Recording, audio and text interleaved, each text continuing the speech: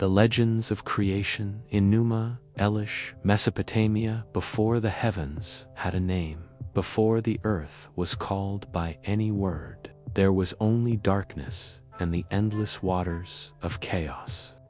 In that timeless silence, where the first gods had not yet taken form, the universe dreamed of itself for the very first time. From that dream came stories, great epics, sung by fire and wind, where gods, monsters, and mortals struggled for power, love, and destiny. These are not just tales, they are the soul of humanity, the voice of our ancestors trying to understand why the sun rises, why we live, and what it means to exist. From the rivers of Mesopotamia to the pyramids of Egypt, from the peaks of Olympus to the forests of India, from the golden cities of the Maya to the frozen lands of the north, every civilization told its own version of creation. Yet, all began with chaos and the yearning for order. Tonight, we return to the very beginning, to the cradle of civilization, where, before the Bible and before Olympus, humanity sang its first epic of creation. This is Enuma Elish, the Mesopotamian epic of creation, the tale of Marduk, the young god who rose against Tiamat, the mother of chaos, and from the clash of their divine fury, forged the heavens, the earth, and the destiny of mankind. And so begins chapter 1. When the sky had no name and the earth was not yet called. Chapter 1. When the sky had no name and the earth was not yet called, before the heavens had a name. Before the earth could be spoken of, there was only Apsu, the sweet water of the deep, and Tiamat, the salt water of chaos. They moved together in eternal embrace, two ancient spirits swirling in the silent void. No mountain pierced the horizon, no wind stirred the stillness, no gods had yet been born, only the murmur of waters whispering the secret of creation. From the mingling of their essence came the first breath of existence. Tiny ripples shimmered through the darkness, and within those ripples, life began to stir, shadows of power, sparks of awareness. First arose Lamu and Lahamu, the silt and slime of the newborn earth. Then came Anshur and Kishar, horizons of heaven and earth taking shape. And from them, like the morning star breaking through the mist, was born Enu, the sky father, radiant with unseen light. Enu gazed into the endless waters and whispered a word that echoed through the void. That word became Ea, the god of wisdom and deep magic, clever, watchful, and calm. The universe had found its first mind, but peace is never eternal in the realm of beginnings. The young gods were restless, their laughter shook the waters, their songs rippled through the silence. Apsu, the father of all, grew weary of their noise. The eternal sleep of the abyss was broken, and he raged. Their clamor pierces my peace. Let us end them, Tiamat, before their chaos devours our stillness. Tiamat, the mother of all things, trembled at his words. Her heart was vast and ancient, filled with sorrow and love. No, she said, they are our children. Their noise is life itself. From their movement comes creation, from their song, the shaping of worlds. But Apsu would not hear. He gathered the currents of his might, dark waters swirling with his wrath, and plotted to unmake what they had made. The younger gods felt his anger rising. They whispered among themselves, fear spreading like shadow. Then Ea, wise and cunning, rose from the depths. He heard the murmurs of Apsu and Tiamat and devised a plan. When Apsu laid himself down to rest, Ea wove a spell from the essence of the deep. He spoke words that had never been spoken, the first magic, the language of command. The waters turned against their father. Apsu's eyes grew heavy. The current stilled, and Ea struck, binding him in an eternal sleep beneath the waves. The gods rejoiced. Apsu, the old abyss, was no more. From his watery body, Ea built his sacred dwelling, a temple of crystal and mist, and there he lived with his consort Damkina, surrounded by the hum of creation. In time, Damkina bore a child, one unlike any before him. When he cried, the heavens trembled. When he laughed, light shone for the first time across the waters. The gods beheld him with awe. He was Marduk, born of wisdom and the sea, clothed in radiance, his eyes blazing like twin suns. Ea lifted the child in his arms and spoke, "Behold, my son, you shall be mightier than all who came before you. The winds shall be your servants, and the storm your chariot." And so Marduk grew. He walked among the newborn gods, his stature towering, his word commanding. When he breathed, the air began to move. When he spoke, sound itself was born.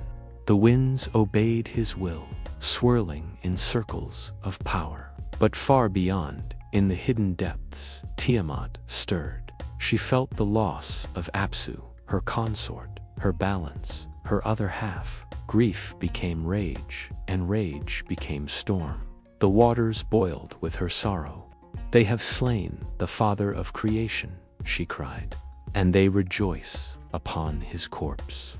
I, Tiamat, shall birth a new army, a brood of dragons, serpents, and demons, and through them I shall reclaim what was taken." From her fury came monsters of the deep serpents, with bodies of flame, lions with wings, dragons of endless hunger. They rose in countless numbers, their roars shaking the vaults of heaven.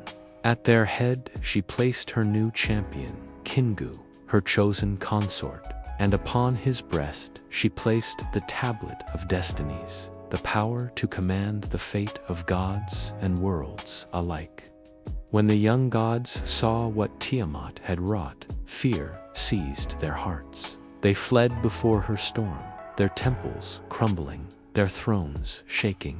None dared face her, none but Ea. He confronted her from afar, but even his spells faltered before her wrath. In desperation, Ea turned to his son.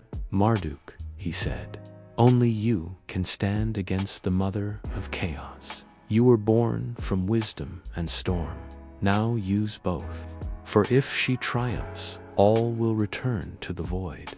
Marduk stood silent for a long time. He looked upon the terrified assembly of gods, then raised his hand, and the winds gathered around him like soldiers awaiting their king. "If I am to fight her," said Marduk, "then grant me command over all creation. Let my word be law. Let the fate of gods rest in my hand. Swear this, and I shall bring you victory." The gods agreed. In the shimmering halls of the heavens, they swore their oaths. They crowned Marduk as their champion, their savior, and he prepared for the battle that would decide the shape of the cosmos.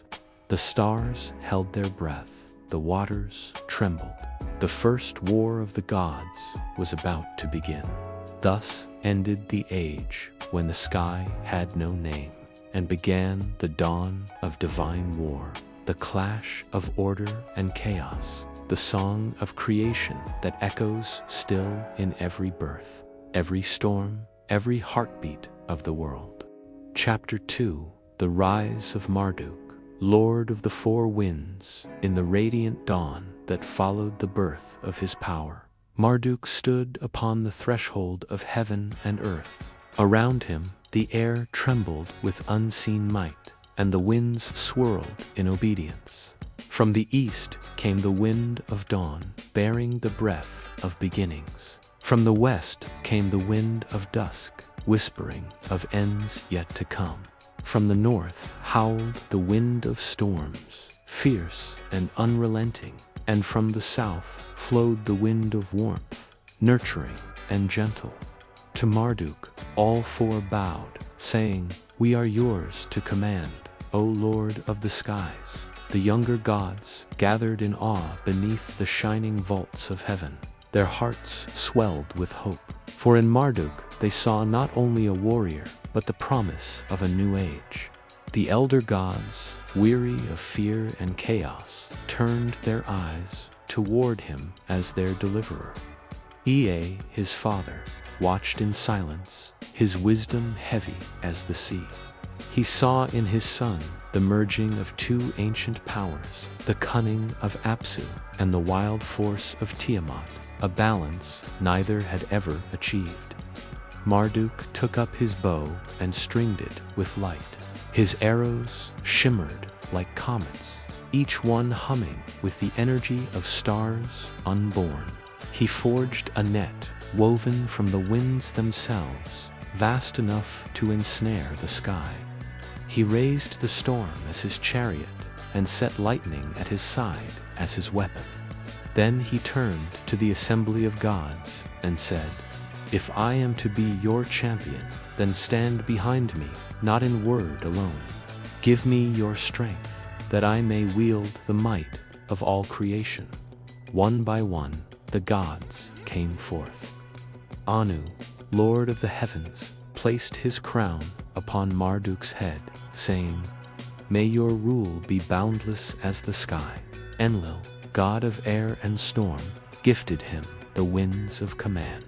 Ea gave him the secret names of power, words that could bind or unmake existence itself. Ishtar, bright queen of love and war, gave him her radiance and her passion. With every gift, Marduk grew brighter, taller, and more terrible to behold. His body became a living constellation, his eyes twin suns blazing across the firmament. When his might was complete, the gods feasted and sang hymns in his honor. The vault of heaven trembled with their chorus. "Great is Marduk, son of Ea. Great is he who shall deliver the gods. May his name endure forever." Their voices rolled like thunder, echoing through the caverns of creation. Yet beneath their joy, the deep waters of the world seethed with fury, for Tiamat had heard their song. Far below, in the abyss where no light had ever reached, the mother of chaos stirred. Her heart was blackened by grief and vengeance, her body vast as the horizon. Around her, her monstrous children writhed and shrieked, serpents with iron scales, dragons with wings of smoke, demons with eyes of fire. At her right hand stood Kingu, her chosen consort, wearing upon his chest the tablet of destinies. In its ancient script was written the power to command fate itself. With every word upon it, the stars themselves trembled. Tiamat's voice rose like a storm, shaking the waters. "They rejoice in their treachery," she said, "but their laughter will be silenced. I am the mother of gods, the ocean that birthed the heavens. None shall stand against me. Let the world be undone." She spread her arms, and the abyss boiled. From her breath came poison. From her tears came venomous rain. The beasts howled, awaiting her command. Kingu, proud and defiant, lifted his voice. "Mother of all, your vengeance is just. With the tablet of destinies upon my breast, I shall lead your hosts. Let the heavens fall." Above, the gods trembled at the news of her rising. The constellations dimmed, and the moon hid its face. Terror seized the divine assembly. None dared speak until Ea stood forth and said, "It is too late for words. The mother of chaos will not yield to reason. Only strength will prevail." Then all eyes turned to Marduk, who sat silent upon his throne of storm. His gaze was steady, his heart calm as the eye of a hurricane. "Then I shall go," he said, and his voice carried through all realms. "But I will not fight in fear or hatred. I will fight to bring order to the sea of chaos, to give form to the formless, and name to the nameless. This is not vengeance, it is creation itself. The gods fell silent, for they knew his words were prophecy. Ea placed his hand upon his son's shoulder. "Go, my child," he whispered. "The world waits for you." Marduk descended from the heights of heaven. The clouds parted before him, and thunder followed in his wake.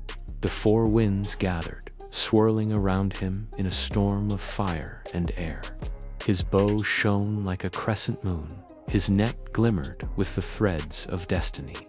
When he spoke, mountains shook, and the deep roared in answer. He called to the heavens, and lightning leaped at his command. He spoke to the waters, and they bowed before him. The storm became his chariot, and the winds his steeds. He set his gaze toward the east, where the sea of chaos writhed beneath the veil of night. There, in the endless dark, the shadow of Tiamat rose, vast and monstrous. Her scales glistening like molten iron, her eyes burning with hatred older than time. As he approached, the waters screamed, and the air turned to ash. The beasts of Tiamat surged forward, roaring, clawing, striking at the storm. But the storm was alive, every gust a blade, every drop of rain a spear. Marduk unleashed his fury. He loosed his arrows, and they tore through the darkness like falling stars. The creatures fell, their cries echoing across the abyss. Yet Tiamat herself did not waver. "Come then, child of treachery," she thundered, her voice shaking the pillars of heaven. "Come and meet your mother's wrath." Her jaws opened wide, a chasm of night and flame. Marduk faced her, unflinching. "I come not as your son, but as the voice of creation. From your chaos, I shall make the world anew." He raised his bow. The storm roared. The sky split apart. The battle of gods had begun, and the fate of existence hung upon the breath between thunder and silence. Chapter 3. The War of the Gods. The heavens darkened, and silence fell upon creation. The air itself seemed to tremble, as though the breath of the world waited in fear. Then, from the edge of the firmament, thunder broke a roar so vast that stars shivered in their courses. Marduk had descended into battle. His chariot of storm split the horizon. The four winds screamed as his steeds. Lightning danced across his shoulders, and fire coiled around his hands. His voice was the sound of the first dawn breaking through the void. Beneath him stretched the endless sea of Tiamat, boiling and black, filled with her monstrous brood. The waters were alive with shrieking things, the spawn of chaos. They swarmed like a living night, their bodies made of flame and shadow, their eyes burning with venomous light. In their midst rose Tiamat herself, vast beyond comprehension, her body spanning the heavens, her wings eclipsing the stars. Her laughter was the sound of mountains breaking, her breath the storm that unmade the world. "Marduk," she thundered, her voice shaking the firmament. "You who betrayed your blood, you who slew your father's kin, do you think you can challenge the mother of all?" Her words struck like waves, and the young god felt the weight of eternity pressing against him. But he stood firm. The winds circled him like living shields. "I come not in betrayal, but in purpose," he answered. "You are the sea without shape, the mother of all beginnings, yet the world cannot live in endless storm. From you, I shall forge the order of heaven." Tiamat roared, and the abyss convulsed. Her legions surged forward, dragons of molten iron, serpents of flame, beasts with 100 claws. The sea boiled beneath their charge. Marduk lifted his bow and loosed the first arrow. It struck like a falling star, tearing through the tide of monsters. Fire met water, thunder met roar. The battle of gods began. Lightning burst from Marduk's hands, splitting the dark. His arrows pierced the wings of the wind serpents. His storms crushed the scorpion demons beneath waves of air. Every strike tore new constellations across the sky. The heavens themselves became a battlefield, and the earth to be quaked beneath the clash of creation and chaos. The gods above watched in fear and wonder, their light flickering like candles in a storm. Tiamat unleashed her fury. Her tail struck the seas, raising mountains of water that blotted out the stars. From her throat came fire that scorched the void. "You will drown in the womb that bore you," she roared. Marduk raised his net. The winds of the world wove themselves into a wall around him. The waves crashed and broke, but could not reach. Then he spoke the secret names of power that Ea had taught him. By the breath of the four winds, by the storm that knows no master, I bind you, O chaos. His words became chains of light, spreading through the sea. But Tiamat was ancient and mighty. With a scream that shook creation, she tore through his bindings. The sky cracked, stars fell. Her jaws opened wide, a cavern of darkness, vast enough to swallow the world. Within her mouth was the memory of uncreation, the eternal night before time began. Marduk beheld it, and for a moment the winds faltered. The gods above cried out, for it seemed the end had come. Then Marduk remembered his purpose. He called the north wind, fierce and cold, and sent it rushing into her open mouth. The storm howled, filling her body with the breath of the sky. Her form swelled, her roars turned to agony. Marduk seized his bow, knocked an arrow of fire, and spoke the word that split eternity. The arrow flew, true it struck her heart. The sound of it was like thunder upon water, like the cracking of the firmament itself. Tiamat convulsed, her vast wings trembling, her eyes fading like dying suns. Silence fell. For a heartbeat, the universe held its breath. Then her body burst, and from the rift poured the waters of creation. Her brood screamed and fled, scattering into the corners of the cosmos. Kingu, her consort, tried to flee with the tablet of destinies upon his breast, but Marduk's net caught him in mid-flight. He tore the tablet from Kingu's chest and cast him down into the abyss, where he would wander forever among shadows. The war was over.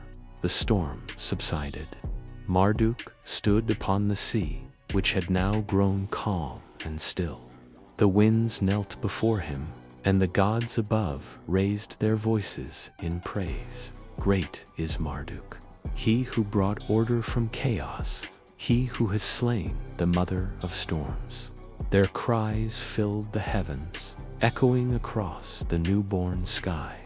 But Marduk did not answer. His eyes were fixed upon the vast, broken body of Tiamat, drifting upon the waters like a fallen world. He approached her in silence. Her form was immense, her spine a mountain range, her wings like the firmament itself. He gazed upon her and felt both sorrow and purpose. "You are the beginning," he whispered. "From your body I shall make all that will ever be. Your death shall not be an end, but the seed of creation." Then Marduk raised his sword and divided her body in two. With one half he formed the heavens, arching them above as a dome of light. With the other half he made the earth, stretching it below as solid ground. From her tears came the rivers, from her breath the winds, from her eyes the dawn and the dusk. The waters of her blood became the seas, and her veins became the roots of mountains. From her heart, he shaped the stars so that the sky would remember her forever. When it was done, Marduk looked upon his work and spoke the first word of power that was not destruction but life. "Let there be balance," he said, "between heaven and earth, storm and sea, light and dark." And in that moment, the universe took its first breath. The gods fell to their knees and wept, for they knew a new age had begun.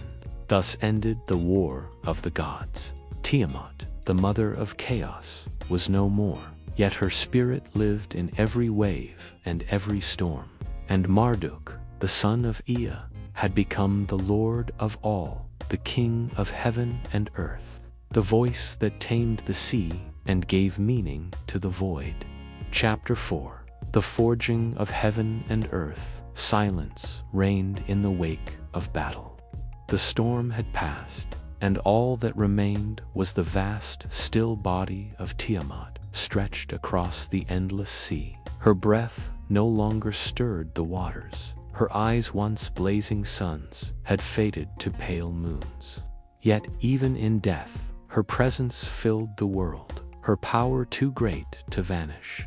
Marduk stood before her, his armor shining with the residue of lightning, and gazed upon the fallen mother of all things. In her ruin, he saw not victory, but potential. The gods watched from the heights of heaven, silent and trembling, as Marduk raised his voice. "From your chaos," he said to the lifeless sea, "shall come creation. From your ruin, the order of all things." He lifted his sword once more, the blade gleaming with the fire of a newborn sun. With a single stroke, he divided her body from crown to tail. The heavens cried out, and the earth to be shuddered at the sound. With her upper half, Marduk shaped the firmament of the sky. He stretched it across the void, anchoring it with stars, so that the waters above would not fall upon the world. With her lower half, he formed the earth, solid and enduring, to bear the weight of mountains and rivers. He took her ribs and set them as the borders of the world, east and west, north and south, to mark the ends of creation. From her bones he carved the mountains, from her blood he filled the seas, and from her hair he wove the forests that would one day shelter life. As he worked, the four winds danced around him, carrying his command to the corners of the cosmos.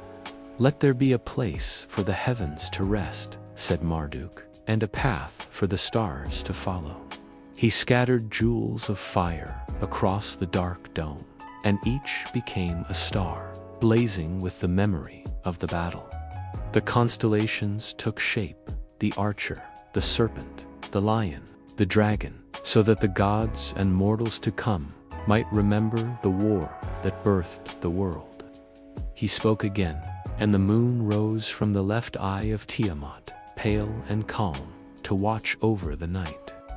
From her right eye, he formed the sun, burning with the eternal flame of creation. Its light pierced the heavens, awakening the sleeping waters below. The first dawn came to the world, and the gods beheld the golden horizon, shimmering with the breath of new life. Ea, his father, descended to the earth and knelt before his son. "You have brought order from chaos, my child. The heavens obey your will, and the seas lie silent at your feet." Marduk bowed his head. "Not I alone," he said, "for all things that exist are born of her. The mother of chaos shall live in every wave, in every wind, in every heart that beats. The world will remember her as it remembers me." Then Marduk gathered the waters of Tiamat's body and shaped them into rivers.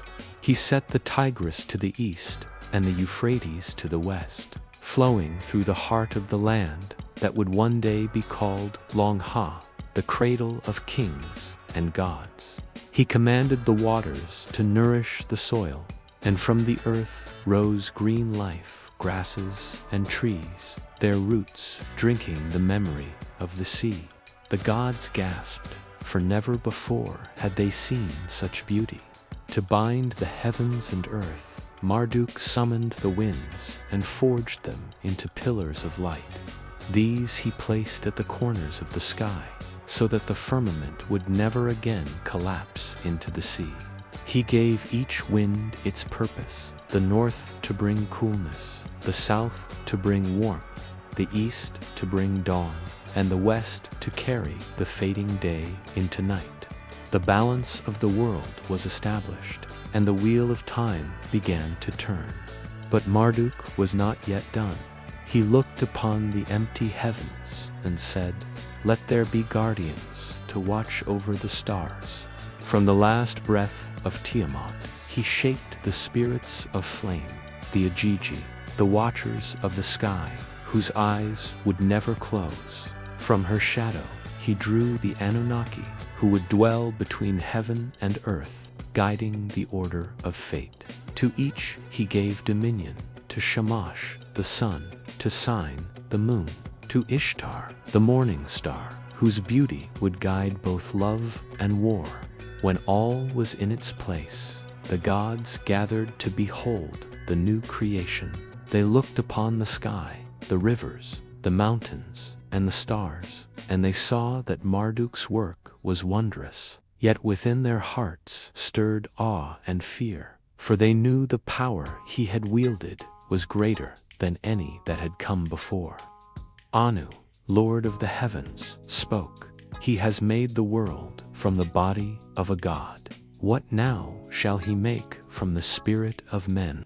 Marduk turned his gaze toward the horizon, where the light of dawn met the shadow of the sea. "The world is born," he said softly, "but it is still silent. There must be voices to praise it, hands to shape it, hearts to honor the gods. From the dust of the earth, and from the blood of the fallen, I shall bring forth those who will remember us."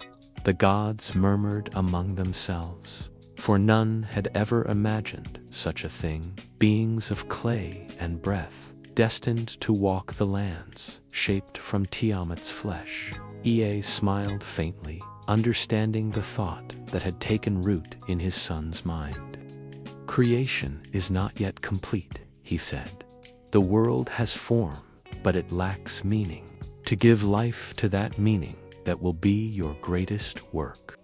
And so Marduk stood upon the newborn earth, the winds at his feet and the stars above his head, and declared, "The heavens are set, the earth is formed, the seas are bound, and time begins its march. But the tale of creation is not finished. The gods shall have their thrones, the stars their paths, and from the dust shall rise those who will bear our image." Thus ended the forging of heaven and earth. The world had taken shape, but its story had only just begun. Chapter 5. The creation of the gods' abode, when the shaping of heaven and earth was complete. Silence descended once more, not the silence of void, but of breath held in reverence. The seas whispered against the new shores, and the winds carried the scent of fresh earth across the newborn world. Yet above, the heavens were vast and empty, without a dwelling for the gods who had witnessed the making of creation. They looked upon the boundless sky and felt as wanderers beneath their own dominion.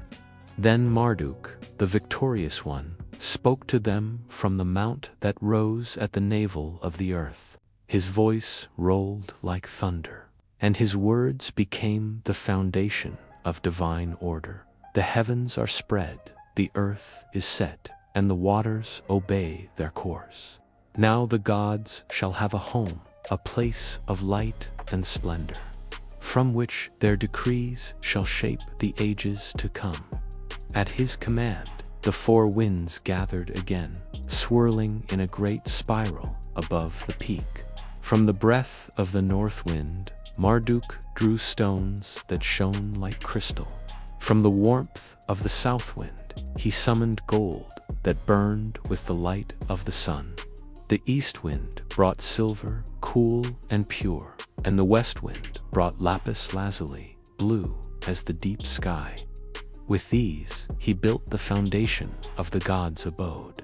Ea, the wise one, watched his son and said, "You raise a temple for the heavens, as the heart of creation deserves. Let it stand where the rivers meet, where heaven kisses the earth. There shall the gods dwell in splendor." And Marduk nodded, for he knew that Ea spoke truth. So he chose the place between the two great rivers, where the waters of the Tigris and Euphrates mirrored the lights of heaven. There he set the cornerstone of Esagila, the sacred house. The Anunnaki descended to aid him. They carried the stones of light and the metals of fire, and with each placement they chanted words of power that bound heaven to earth. As they labored, the sky itself seemed to bend in awe. The stars above mirrored the shape of the temple below, forming a reflection of Esagila in the firmament, a twin palace of light suspended among the constellations. For 7 days and 7 nights, Marduk worked without rest. On the first, he raised the walls of the temple, high as mountains. On the second, he paved the courts with gold and lapis, so that the light of the sun danced across them like living flame. On the third, he built the 7 gates of the heavens, each guarded by a spirit of wind. On the fourth, he forged the throne of destiny, where no mortal eye could gaze without trembling. On the fifth, he called the rivers to flow around the temple, forming sacred boundaries that none could cross without the will of the gods. On the sixth, he crowned the highest tower with a dome of crystal that touched the sky. And on the seventh, he rested, and his breath filled the world with calm. Then all the gods assembled in Esagila. They entered its shining halls and bowed before Marduk, the Lord of creation. Anu, the elder of heaven, placed his hand upon the young god's shoulder and said, "From your strength, the universe has found its order. From your wisdom, the gods have found their dwelling. Let this house be the heart of the world, where divine will shall be spoken, and fate itself shall be woven." At those words, Marduk took his place upon the throne of destiny. Around him stood the Anunnaki, and before him the Agigi bowed low. Lightning crowned his brow, and the stars swirled around his throne like servants of fire. He declared the laws of the heavens, saying, "Each god shall know his path, each star its course. The winds shall rise and fall in harmony. The sun shall rule the day, and the moon the night. No longer shall chaos roam the skies, for the word of Marduk endures forever." Ea approached and offered his son a vessel filled with the waters of the deep. "Drink, my son," said he, "for in this is the memory of all that was Tiamat's breath, the seed of beginnings. So long as you remember her, balance will remain between creation and destruction." Marduk took the vessel, drank, and the waters shimmered with the reflection of both darkness and light. Then Marduk spoke again, his voice soft but vast. "Let Esagila not be for gods alone. When time ripens and the dust rises into life, let those who bear thought and speech come here to honor us. Let them bring offerings, songs, and prayers, that the bond between heaven and earth never be broken." The gods nodded, for they saw the wisdom in his words. Thus was the covenant made, that mortals, when they came to be, would raise temples in the image of Esagila, remembering the place where the world first met the divine. At that moment, the heavens trembled, not in fear, but in joy. From the top of Esagila, light burst forth, spreading through the firmament. The stars burned brighter, the seas shone with silver, and even the shadows of the underworld stirred with wonder. The world had gained a heart, the heart of the gods, pulsing with the rhythm of creation. And so it was written, Esagila, the temple of heaven and earth, stands at the center of all things. From it flows the breath of life, and in it dwells the will of the gods. Thus ended the fifth act of creation.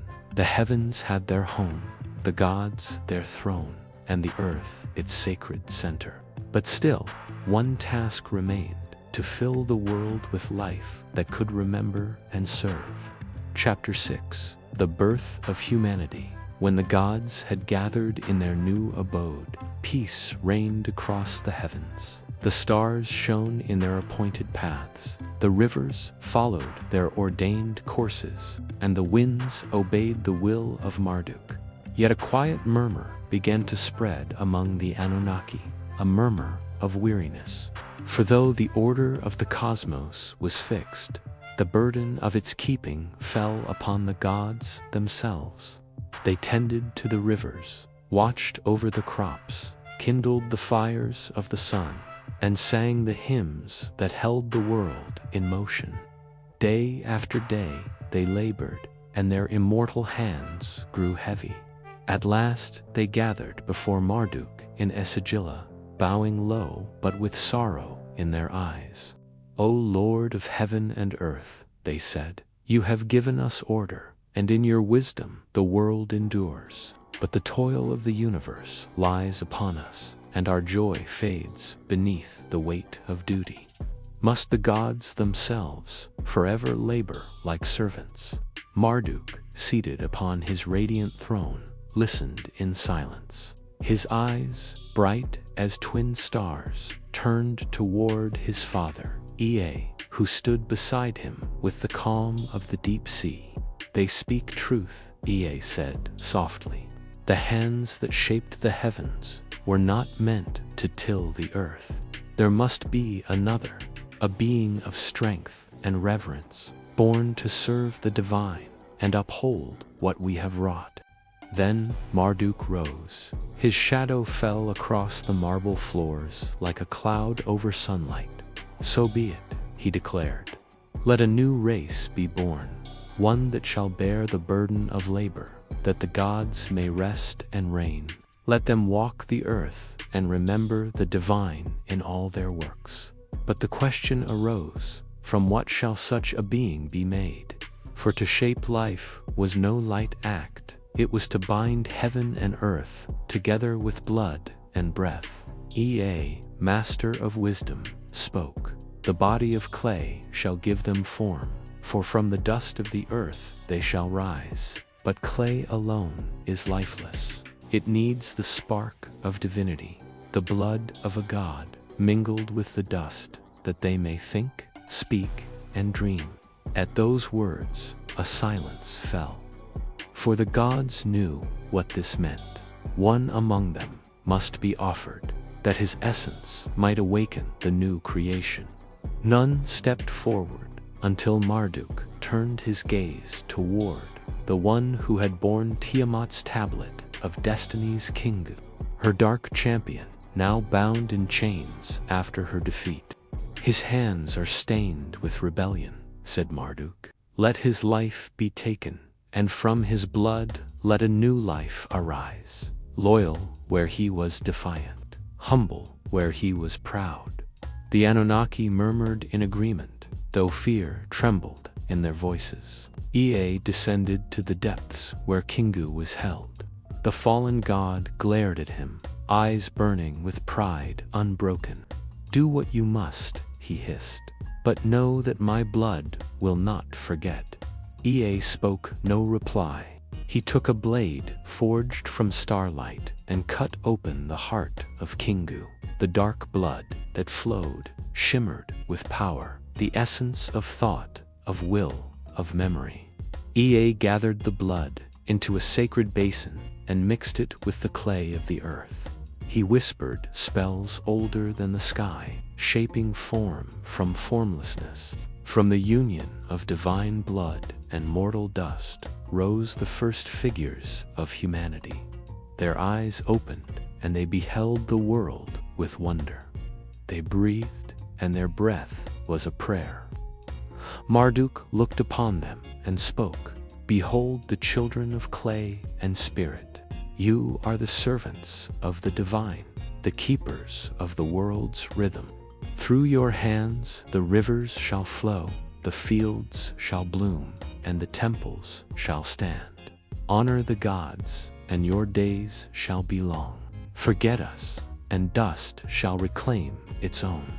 The humans bowed, though they did not yet understand.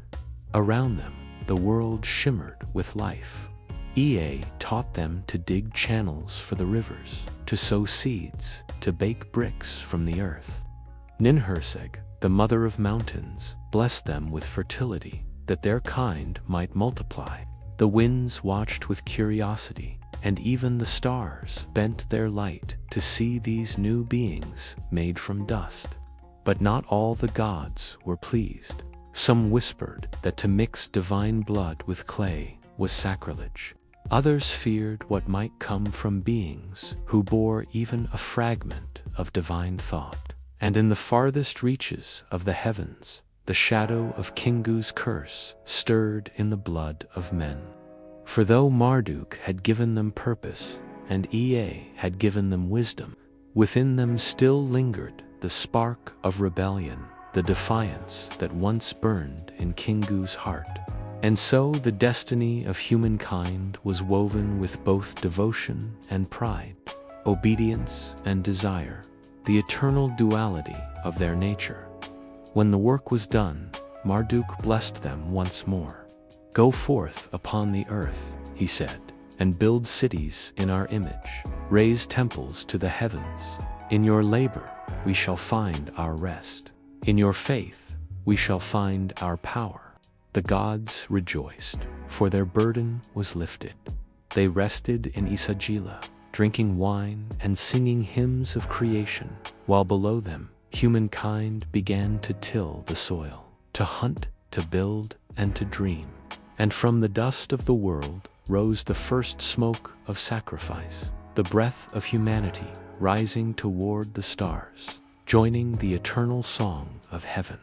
Chapter 7. The Gift of Civilization. In the days after creation, the children of clay wandered the face of the earth. They tilled the soil, but knew not the art of measure. They built with their hands, yet their homes were as frail as the nests of birds. They spoke in murmurs like the wind through reeds, for speech had not yet been given shape. Their hearts were full of awe, but their minds were dark. They saw the stars, but did not understand their patterns. They saw the rivers, but not the paths they carved. From the heights of Esagila, the gods looked down and saw the struggle of humankind. Marduk, seated upon his throne of light, turned to his father and said, "They labor in ignorance. Though their bodies are strong, shall we leave them as beasts of burden, without mind or memory?" Ea, the Lord of wisdom, smiled, a slow, knowing smile that rippled like calm water. "Their hearts are still clay," he said, "but clay may yet be shaped. Let us give them the gifts that awaken thought, that they may serve not in blindness, but with purpose." Then Ea descended once more to the earth, taking the form of a man robed in silver light. The rivers parted before his feet, and the reeds bent in reverence. The people gathered around him, trembling, for they felt the breath of divinity in his presence. He spoke in a voice that was both thunder and whisper, "Children of dust and blood, the gods have watched your toil. You were shaped to serve, but service is not chains, it is harmony. Take now the gifts that make you more than clay." He reached into the waters of the Tigris and drew forth the gift of speech, dripping like honey from his hand. With this, he said, "You shall name the things of the world. To name is to know, and to know is to rule." The people opened their mouths, and words poured forth like streams, names for the stars, the beasts, the rivers, the sky. For the first time, the world became known by the tongue of humankind. Next, Ea gathered clay from the banks of the Euphrates and shaped it into a tablet. Upon it, he pressed signs with his fingertip, symbols that shimmered with divine meaning. "This is the gift of writing," he declared. "What is spoken shall not be lost to the wind. Your words shall endure beyond your days, and the memory of your deeds shall outlive your bones." Thus was born the first mark, the first tablet, the seed of all knowledge. Then he raised his hands to the heavens and called down the light of the stars. From that light he drew the gift of measure, the art of number, of weight, of rhythm. "With this," said Ea, "you shall know the passing of days, the flow of rivers, and the breath of time itself. You shall build walls that stand, ships that float, and temples that align with the path of the sun." The people bowed low, their eyes wide with wonder. They built their first dwellings of brick and stone, raising small altars where they placed offerings of grain and water. Smoke rose from their hands and drifted toward the sky, the first true worship of mortals. Marduk watched from Isagila, and his heart swelled with pride. He called forth the winds and sent them to teach humankind the gift of craft. The north wind showed them how to fire clay into pottery. The east wind whispered the secret of weaving. The south wind taught them how to melt copper from the stone. And the west wind carried the art of music so that their labor might be joined with song. In time, the land between the rivers blossomed with life. The first city rose Eridu, the place of Ea's descent. Its walls gleamed with the light of dawn, and its people sang praises at the river's edge. There they built a shrine to the god of wisdom, calling it Eabzu, the house of the deep waters. Within its courts, the first priests lit fires in clay bowls and offered pure water as tribute. From Eridu, knowledge spread like the branching of rivers. New cities were born, Uruk, Nippur, Kish, and Lagash, each dedicated to a god, each a reflection of the heavenly order. The gods looked upon the earth and saw that their image had taken root below. Marduk said, "As the heavens are many, so too shall the cities of men be many. Let them mirror our counsel in the sky, each under a star, each under a name." But Ea, ever wise, warned him softly, "Remember, my son, in their blood still flows the fire of Kingu. They will build, yes, but they will also hunger for the power of creation. One day they may seek to rival the gods who shaped them." Marduk's eyes flashed with stormlight. "Then let their pride be their test," he said. "Through struggle they will learn balance, as we did."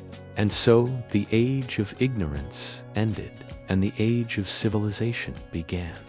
The rivers carried not only water, but wisdom.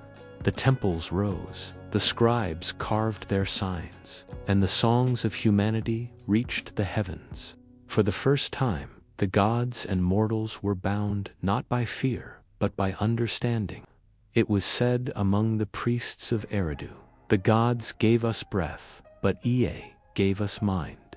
The gods shaped the earth, but Marduk gave it order, and through their gifts the dust learned to dream." Thus the world awoke. And in the heart of that awakening, the first spark of destiny began to glow, faint but eternal. Chapter 8. The First Kingdoms and the Law of the Gods. The world had ripened. The rivers of the two lands ran full and shining beneath the gaze of the stars. Cities rose like jewels along their banks, and smoke from countless hearths curled into the sky like offerings of gratitude. Humanity had learned to build, to measure, to sing, and with each passing generation, their hands grew more skillful, their minds more daring. Yet with growth came strife. The people multiplied, their tongues grew many, and their desires began to clash. The strong took from the weak, and the wise ruled over the many. In the temples, priests spoke the names of the gods, but some men began to call themselves rulers without divine blessing. The harmony that Ea had taught began to waver like a harp out of tune. From the halls of Isagila, Marduk looked down upon the earth. The hum of prayer no longer rose in unison. It was broken by the cries of greed and war.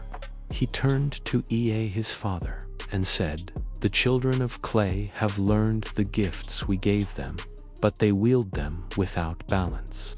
They build cities, yet forget the gods who shaped their hands." Ea, calm as the deep, replied, "They need a voice among them, not a god. For gods are too vast, nor a beast. For beasts know not law.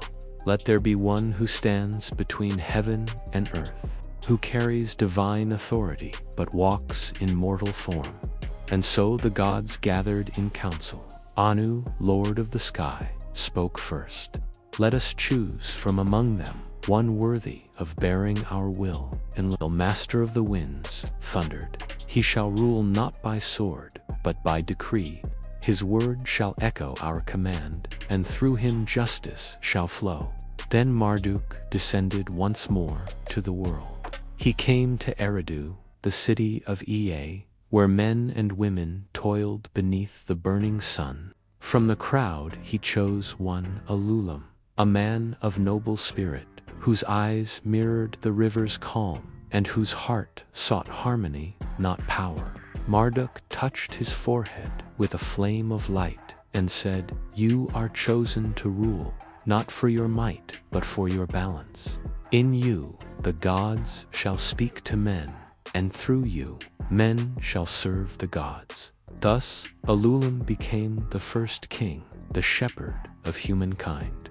His throne was raised in Eridu, and his scepter was carved from cedar and gold. Ea gave him wisdom, Enlil gave him strength, and Marduk gave him the law. Then the gods inscribed upon a great stone the first decree of order, the law of heaven and earth. Upon it were written the commands that would guide all kings to come. Let justice be as the sun bright upon all. Let the strong protect the weak. Let offerings be made in their season. Let the word of the king be the echo of divine will, not the shadow of pride. Ea taught Ululam how to read the signs of heaven, how to interpret the flight of birds and the murmurs of the rivers, for through nature the gods whispered their counsel. Marduk gave him the right to raise temples and to judge between men. Thus began the sacred bond between crown and altar, between the ruler and the divine. Under Ululam's rule, Eridu prospered. The waters flowed clear, the fields yielded grain in abundance, and the people walked in peace. Messengers from other cities came to kneel before his throne, seeking his wisdom. To each he taught the law, saying, "Power is the shadow of service. A king is no god, but a bridge to the gods. If he forgets this, his crown shall turn to dust." Yet as time passed, others began to covet his power. In Uruk and Kish, men rose claiming descent from gods and sought to forge thrones of their own. The gods watched, some in favor, others in envy, for even among the heavens, rivalry does not sleep. To preserve balance, Marduk decreed that the law of the gods should be copied and carried to every city. Upon each temple wall, it was carved, The king is the image of divine justice. He must feed the people as rivers feed the fields. He must defend truth as a lion defends its cubs. But not all heeded the words. Some kings turned from piety to pride, believing themselves gods upon the earth. Their palaces grew while their temples crumbled. The priests wept, and the people cried out to heaven. Marduk's eyes burned with fury, and he sent drought upon their lands, so that they might remember humility. The rivers shrank, the crops withered, and the wind carried the taste of dust. In time, Ululam grew old, but his name endured. Before his death, he gathered his sons and said, "The gods raised me to rule, and through their law I found peace. Forget not that kingship is born of service. When you sit upon the throne, remember the clay from which you came." He died at dawn, and a great light was seen over the temple of Ea. The priests said it was his spirit ascending to the heavens to join the council of the gods as their faithful messenger.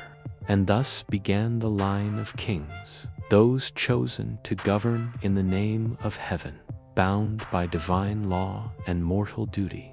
The age of tribes had ended. The age of kingdoms had begun. Humanity had entered a new covenant, one not of blood, but of order. For it was said among the scribes of Eridu, when the gods withdrew to the sky, they left kings upon the earth. So long as kings remember the law, the world endures.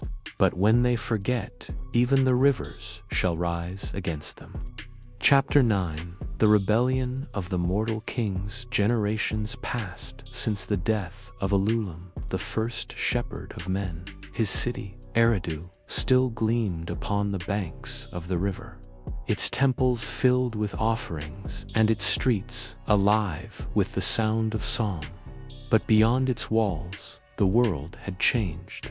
New cities rose: Uruk, Kish, Nippur, and Akkad, each proclaiming itself the favored of the gods. In each, kings sat upon thrones of gold, their crowns heavy with the weight of heaven's favor. Yet, with each generation, the sacred bond that linked crown to altar grew weaker. The kings still offered sacrifice, still spoke the names of Marduk and Ea, but their hearts no longer trembled before the divine. They began to see themselves not as servants of the gods, but as gods themselves. Among them rose one whose name would be carved forever in both reverence and terror: Etana of Kish, son of a noble house, warrior of unshaken pride. He was mighty in battle, wise in counsel, and beloved by his people. Yet within him burned a restless fire, the spark of Kingu's blood that slumbered in all humankind. He looked upon his throne and thought, why must heaven remain apart? Why must we, who build temples and raise cities, forever bow to unseen masters? Each night, Etana stood upon the roof of his palace, staring at the stars. If I could but touch them, he whispered, I would speak to the gods as an equal. And the winds carried his words upward to Marduk's ears. From Isagila, Marduk gazed upon the king and frowned. He forgets that power flows downward from heaven, he said to Ea. His pride will call forth ruin. But Ea, ever patient, replied, let him seek, my son. Even pride is a path, for only through its pain does wisdom take root. So Marduk withheld his wrath, and Etana's heart grew ever bolder. He built a tower in the center of Kish High, vast, gleaming white in the sun. Its top rose above the clouds, and its foundation sank deep into the earth. Upon its walls were carved the emblems of the gods, but above them all, Etana placed his own symbol, a winged lion crowned with fire. The priests trembled. My lord, they warned, The heavens are not to be climbed by mortal hands. The gods will see and strike you down." Etana laughed. "Were we not made in their image? Did not Ea mix their blood within our veins? Then we are their kin, and what kin bows forever?" The tower rose higher, stone upon stone, until even the eagles grew weary of circling its heights. From the heavens, Anu saw the gleaming spire pierce the clouds, and thunder rolled across the firmament. "They have forgotten their place," he said. "Shall we remind them?" But still, Marduk hesitated. "Let the measure of his defiance be full," he said, "that the lesson may never be forgotten." And so he watched in silence. When the tower's top touched the vault of heaven, Etana stood upon it, robed in scarlet and gold. He raised his hands to the sky and cried, "O Marduk, O Ea, behold your son who has risen to meet you. No longer shall we crawl like worms upon the earth. The children of clay have claimed the stars." At that cry, the sky darkened. A storm gathered, fierce and wide, and lightning split the heavens. The gods arose in fury. From his throne, Marduk rose, his voice rolling like the roar of the deep. "Etana, you who bear my gifts and betray their purpose, you would raise your hand against the order of the world. Then behold the strength that formed it." He struck his staff upon the floor of Esagila, and the winds obeyed. The 4 great storms rushed down from the sky, north, south, east, and west, and smote the tower of Kish. Its stones cracked, its fires were quenched, and the sky itself wept with rain and thunder. The tower fell, crushing the city beneath its own glory. Etana, still upon its peak, cried out to the heavens, "Forgive me, O Lord of storms. I sought not war, but understanding." But his voice was lost in the tempest. The lightning struck him, and his crown turned to ash. His body fell from the heights, carried by the winds, and vanished into the flood below. When the storm cleared, Kish lay silent. Its fields were drowned, its streets turned to mud. The survivors fled to the other cities, bearing the tale of divine wrath. In their fear, they returned to the temples, offering sacrifices once more. The priests lifted their voices, crying, "Let all men remember. The heavens belong to the gods, the earth to humankind." Marduk looked upon the ruin and said to Ea, "The clay has learned its limits." For now, Ea nodded. "Yes, yet within them still burns the spark. It cannot be quenched, only guided." Such is the destiny we set when we gave them thought. From that day, the kings of the earth ruled with trembling hearts. They swore oaths upon the tablets of law, promising never again to raise their thrones toward the heavens. And so peace returned, but beneath it, the old hunger remained, sleeping like a serpent in the dark. For it was said among the scribes of Nippur, "The gods struck down the proud, but pride does not die. It sleeps in the hearts of men, and one day it shall rise again, as sure as the dawn follows night." Chapter 10. The great flood of the gods. The ages turned like slow grinding wheels. The ruins of Kish sank beneath silt and time, and from its ashes rose new kings, new cities, new songs. Humanity rebuilt, as it always does, stubborn, brilliant, unyielding. Temples gleamed once more in the sun. Sacrifices filled the altars, and prayers rose like smoke toward heaven. But with peace came forgetfulness. Men grew proud again. They filled the earth with noise, shouting their own names louder than the names of the gods. Kings waged war to claim the heavens' favor. Merchants swore oaths by false idols. Even priests grew drunk on the gold of offerings. The balance of the world trembled. From his throne above the firmament, Anu gazed upon the earth and frowned. The children of clay have become a storm that devours itself, he said. Their arrogance reaches the clouds. Enlil, lord of wind and command, thundered. Then let the wind answer them. Let it sweep their cities clean. But Ea, the wise one of the deep, bowed his head. Patience, brothers, for among the multitude there are still hearts that remember. If we destroy all, who will sing our names? Yet the council of the gods had grown weary of mankind's noise. The voices of men rose day and night, ceaseless, pleading, cursing, demanding. The gods found no rest. They fill our ears with their chaos, said Enlil. Let there be silence again. And so the decree was made. The world of men would be washed away, and from its silence a new order would be born. Ea heard this judgment from beneath the waters of the Apsu, and his heart grew heavy. For he who had shaped men from the blood of Kingu could not bear to see them all undone. That night, as the stars turned above, he rose from his watery throne and whispered to the current, flow north. Find the one who still honors the old ways. Far below the city of Shurappak, a man slept restlessly, Utnapishtim, a humble farmer and priest of Ea. He was a quiet soul who spoke gently to the river, tending his fields with reverence. His offerings were small but pure, and as he slept, a voice came to him in a dream, deep, echoing, like the tide against stone. Utnapishtim, son of Shurapuk, listen and remember. Tear down your house and build a great ship.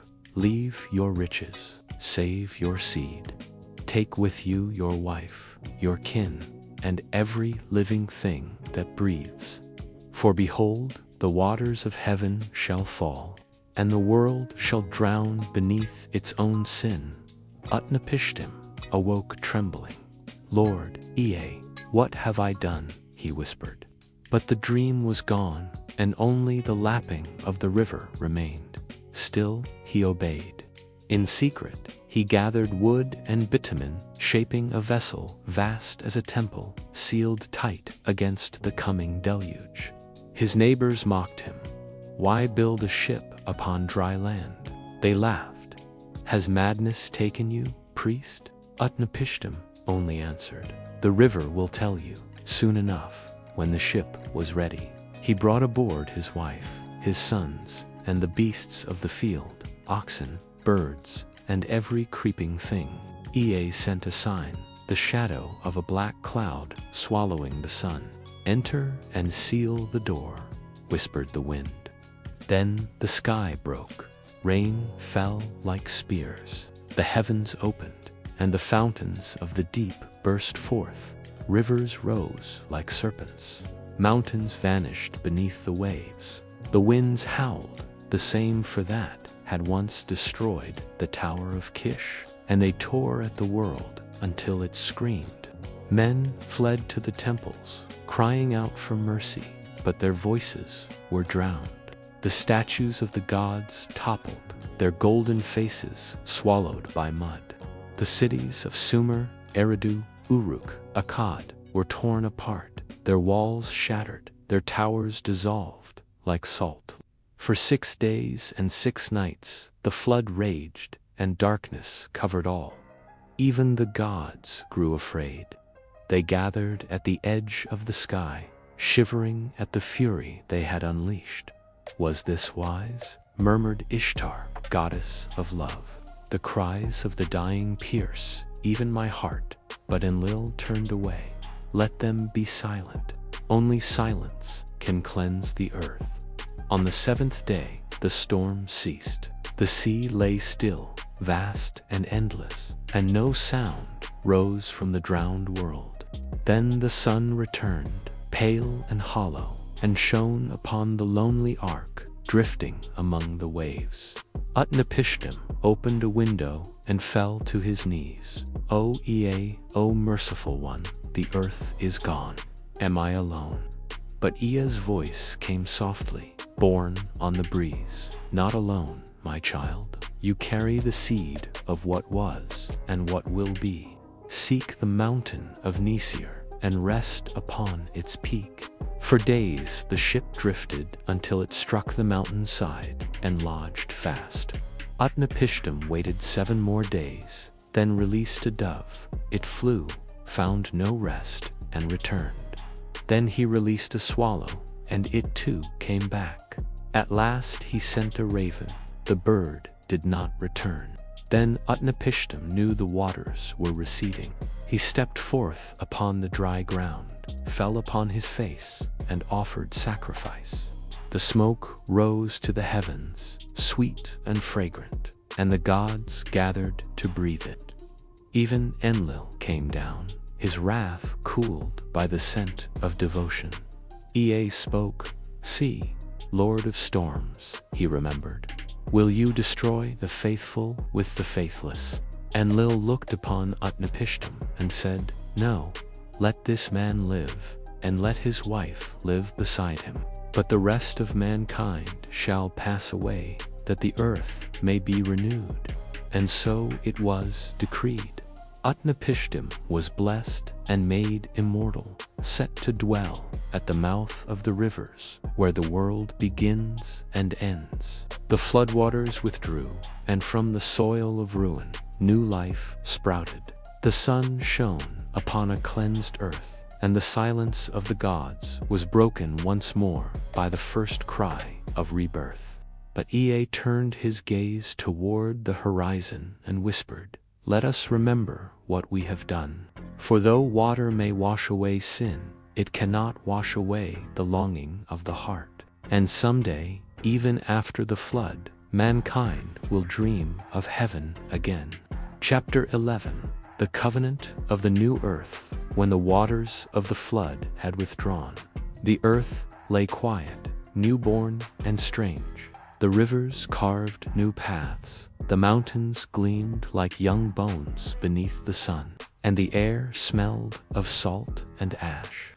From the high peak of Mount Nisir, Utnapishtim and his wife gazed upon the empty horizon, a world washed clean, yet waiting to be filled once more. The ark, now resting upon stone, creaked like an ancient beast fallen asleep. Around it lay the beasts of the earth, weary, trembling, yet alive. Birds circled the sky in wonder, calling to one another across the silence. And from among them, Utnapishtim whispered, "The gods have spared us. But for what purpose?" In answer, the heavens stirred, clouds gathered, but no rain fell. Instead, a beam of golden light descended, and in it stood Ea, Lord of the Deep, his robe flowing like water made flesh. Behind him shimmered the faint presence of Marduk, radiant with the power of the heavens. "Utnapishtim," Ea said gently, "the storm has ended. The gods have washed away the dust of pride. But the earth must not remain empty, for silence is not the destiny of creation." Utnapishtim bowed low. "Lord of wisdom, how can the world begin anew when all that was has perished?" Ea smiled, though his eyes held sorrow. "From the ashes of one age, another is born. You shall not sow nor reap again, but you will bear the memory of what has been. Through you, knowledge shall live." Marduk then spoke, his voice the sound of thunder rolling over calm seas. "Hear me, mortal of clay and faith. The gods have decreed a covenant, a bond between heaven and earth. Never again shall all flesh be destroyed by the waters. Yet neither shall humankind rise unchecked against the divine. You shall live, but within bounds set by wisdom." He raised his hand, and from his palm burst forth a gleaming arc of color, sevenfold, bright as molten glass. It stretched across the sky, binding earth to heaven. Behold, the bow of heaven, Marduk declared. Its light shall remind both God and man of this covenant. When clouds gather, it will shine, not as a weapon of war, but as a sign of mercy. Utnapishtim fell to his knees, overwhelmed by the beauty of it. May it ever shine, O Lord of creation. Then Ea turned to Marduk. But what of the balance, my son? The flood has cleansed the world, but without order among men, chaos will return again, Marduk answered. Then let there be law, not of heaven, but of the earth. Let men govern men, not as gods, but as guardians. I shall grant them wisdom to build, to till, to remember. Yet their years shall be numbered, that they do not grow too proud again. So Ea gathered clay once more, and shaped it into 12 tablets. Upon them he inscribed the laws of the covenant, not commandments, but harmony. Honor the earth, for it is the flesh of Tiamat. Speak truth, for words shape fate. Build not towers to pierce the sky. Spill no blood upon sacred ground. Give offering, not from fear, but from gratitude. Remember the flood, and live humbly within its memory. He placed the tablets in Utnapishtim's hands, their surface warm with divine fire. These are not for you to keep, Ea said. You will pass them on to those who come after, to the next age of men. For though you and your wife shall dwell beyond death, your wisdom must walk the earth. Then Marduk blessed them both. You shall live at the mouth of the rivers, where the waters of the world meet. There no sorrow shall touch you. And when men seek the truth, they will find you if they are worthy. With that, the gods withdrew. The light faded, and the rainbow burned brighter against the sky. Utnapishtim wept, for he knew he would never again walk among men. But in his tears there was peace, for he had seen both the wrath and mercy of the divine.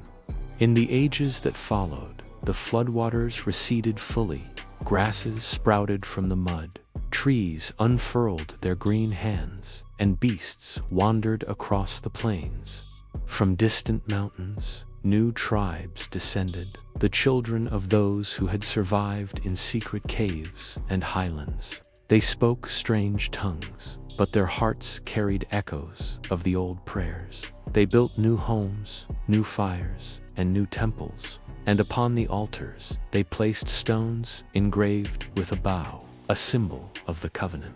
Yet, as generations passed, the story became a whisper, then a myth, then a dream. Men forgot the flood, as men always do.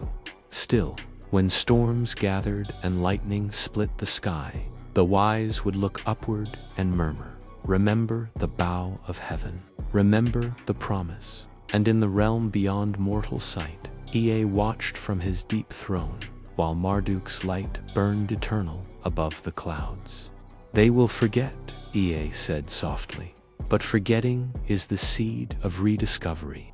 The covenant endures, even in silence."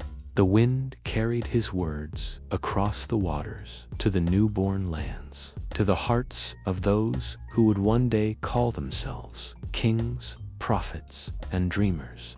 Thus ended the age of flood and began the age of covenant, where the memory of wrath turned into faith, and the bond between heaven and earth was written not in fire, but in the fragile heart of humankind. Chapter 12. The Age of Kings and the Silent Gods. When the covenant had been sealed, and the waters of the flood became but rivers once more, the earth awoke to a new dawn. The air was thin and clear, as if the breath of the gods still lingered upon it. The mountains gleamed like young fire, and the rivers, now gentle, carried the silt of creation across the plains. In this reborn world, humankind began again. From the highlands and from the coasts they came, scattered survivors drawn together by hunger and hope. They spoke in broken tongues, fragments of an ancient speech that once named the stars. Their memories of the flood were hazy dreams, tales told by firelight to keep fear away. And yet, in every story, one truth remained. The gods had once spoken. Now they were silent. Years turned into centuries. The children of those who survived grew into tribes, and tribes became cities. They learned once more to shape clay, to bake bread, to bend the flow of the rivers with canals and dikes. They built temples, though no voice answered within them. Still, they offered grain and incense, whispering, "Perhaps the gods listen still, even if they no longer speak." Among the first of these new cities rose Eridu, where the memory of Ea lingered strongest. Its people called him Enki, the Lord of the Waters, and raised a temple over the spring where sweet water flowed from the earth. Their priests spoke the old prayers and kept the 12 tablets of the covenant, worn and faded but unbroken. To the north rose Uruk, city of walls and song. Its builders said that within its heart dwelt the blessing of Marduk, the god who had conquered chaos. And beyond them, on the wide plains, other cities blossomed: Kish, Lagash, Nippur, each a mirror of divine order, yet each ruled by the will of men. In these days, the world entered the age of kings. No longer did gods walk among mortals. Instead, kings ruled in their stead, chosen, they claimed, by divine right. Their crowns gleamed beneath the sun, and their names were carved into stone. They built ziggurats that climbed toward the heavens, not in defiance, but in longing, a yearning to be seen once more by the silent ones above. The first of these kings was Ulame, remembered in the songs of Sumer as he who walked with Ea. He ruled for generations, bringing law and order, and the people said, "This is the fulfillment of the covenant, the world renewed." But as ages passed, the distance between heaven and earth widened. The gods no longer sent omens in the stars, and the rivers no longer rose with divine rage. The thunder became just thunder, the wind just wind. The world had grown quieter. Yet sometimes, in the stillness before dawn, a priest in Eridu would feel the water stir beneath his feet and swear he heard a whisper, "Remember." Sometimes, a shepherd beneath the stars would dream of a radiant figure with eyes like suns, and wake with tears upon his face, knowing not why. In those moments, humankind felt that the gods had not vanished, only withdrawn, watching from behind the veil of time, letting their creation stand on its own legs. As centuries rolled like waves, kings rose and fell, empires flourished and turned to dust. The tablets of Ea were copied, translated, forgotten, and rediscovered. The bow of heaven faded from memory, but when rain broke through the sunlight, children still pointed to the sky in wonder, as though remembering something ancient and sacred. And in the heart of Eridu, deep beneath the temple of Enki, a sealed chamber held the last relic of the old world, a clay tablet inscribed with words none could fully read. It told of Tiamat, the mother of chaos, and of Marduk, who shaped the heavens from her broken form. It spoke of Ea, who gave life to man, of Utana, who reached for the stars, of Utnapishtim, who survived the flood, and of the covenant that bound all things. At the end of the tablet, beneath lines worn smooth by centuries, one final verse remained clear, as if freshly written. When gods were young and men were clay, heaven spoke and earth obeyed. Now men are kings and gods are still, but in their silence the world fulfills. So it was that the age of the gods came to an end, and the age of men began. The heavens grew distant, but their order endured. Temples rose where once waves had raged, and the rivers carried life instead of ruin. From this peace came the first true civilization, Sumer, cradle of writing, of law, of the stars themselves. And though Marduk's voice no longer shook the mountains, his will lived on in every city, every heart that sought to build rather than destroy.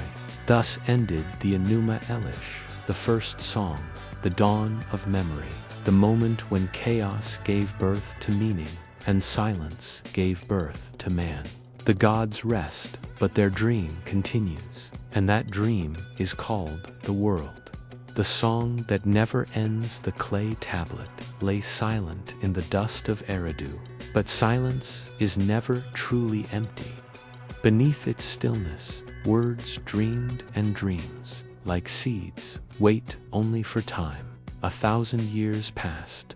Empires rose upon the bones of Sumer, and kings, who no longer knew the names of Marduk or Ea, built cities of their own glory. The rivers changed their course, but the memory of creation flowed onward, unseen, eternal. Across the desert winds, the story traveled, carried by merchants, wanderers, and priests who whispered the old verses to their children. Each land gave it new names, new shapes, new gods, but the heart of it remained the same. In Babylon, the scribes still spoke of Marduk, though they called him Bel, the Lord of all. They built towers, again, not to defy the heavens, but to touch them with reverence. In Uruk, poets sang of a mighty king named Gilgamesh, whose heart hungered not for power, but for immortality, the echo of Utnapishtim's journey across the flood. To the west, across the sands, another people told of a single creator who spoke light into the void. Let there be, a memory reborn in the words of Genesis. To the north, the Greeks sang of Gaia and Uranus, of Cronus, who devoured time, and Zeus, who forged order from chaos, each a mirror of Marduk's ancient triumph. Far to the east, on the banks of the Indus, sages chanted the hymns of the Rigveda, where the god Indra slew the serpent, Vritra, releasing the rivers, as Marduk once slew Tiamat to free the waters of life. And beyond them, in the misty islands of the rising sun, warriors of Nihon told of Izanagi and Izanami, who stirred the seas with a jeweled spear to create the world. Everywhere the pattern repeated, chaos and birth, flood and renewal, rebellion and order. Different tongues, different names, but one heartbeat. The song never ended. It only changed its tune. For the myths of the world are not lies. They are reflections of one truth seen through many mirrors. The memory of that first dawn, when something looked into the void and dared to say, "Let there be." Even now, when the world is filled with steel and stormlight, when cities glow brighter than the stars, the song still hums beneath it all. It lives in the pulse of thunder, in the crash of waves, in the stories we tell when night falls and firelight flickers against our faces. We have given it new names, legend, faith, dream, but it is still the same song, whispered from the beginning of time, when the heavens were not yet named, and the earth had no word. The waters waited, and the word became the world. And so ends the Enuma Elish, the first epic, but not the last. For from its echoes will rise other songs, the grief of Gilgamesh, the wrath of Achilles, the wisdom of Krishna, the thunder of Odin, the flame of Prometheus, the voyage of Sinbad, and 1,000 others, each a verse in the endless hymn of humankind. The gods sleep, but their stories do not. They live in us, and so the song goes on forever. Thus ends Enuma Elish, the Mesopotamian epic of creation, and thus begins the saga of humanity, the myths of all worlds.